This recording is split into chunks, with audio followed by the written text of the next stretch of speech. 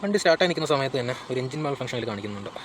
Battery നെഗറ്റീവൊക്കെ ഇളക്കി കുറച്ച് കഴിഞ്ഞ് റീകണക്ട് ചെയ്ത് നോക്കിയതാണ്. അപ്പം അതിൽ ചെക്ക് എഞ്ചിൻ പോയായിരുന്നു. ഇപ്പം മാൽ ഫംഗ്ഷൻ മാത്രം കാണിക്കുന്നുണ്ട്. അപ്പം സ്കാൻ ചെയ്ത് നോക്കാം എന്താ എററാണെന്നുള്ളത്. അപ്പോൾ സ്കാൻ ചെയ്യാനായിട്ട് ഒരു OBD ഡിവൈസ് വാങ്ങിച്ചിട്ടുണ്ട്.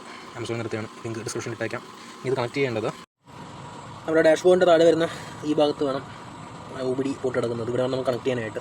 കണക്ട് ആയി കഴിയുമ്പോഴത്തേക്ക് ഇതിൽ ഒരു ഗ്രീൻ ലൈറ്റും ഓറഞ്ച് ലൈറ്റും കത്തും. അപ്പം ഓറഞ്ച് ലൈറ്റ് വരുന്നത് ബ്ലൂടൂത്ത് മൊബൈലായിട്ട് പെയർ ചെയ്യുന്നുള്ളതാണ്.